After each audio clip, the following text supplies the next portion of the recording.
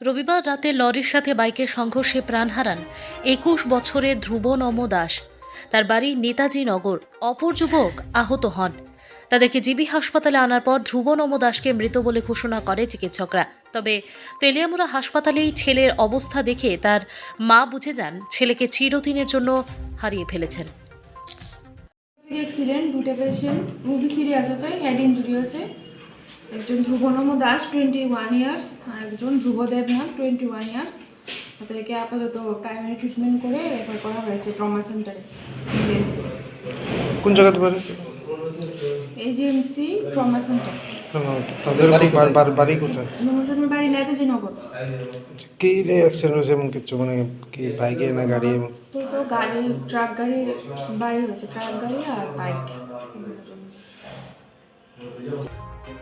Bureau report, জনতার বার্তা।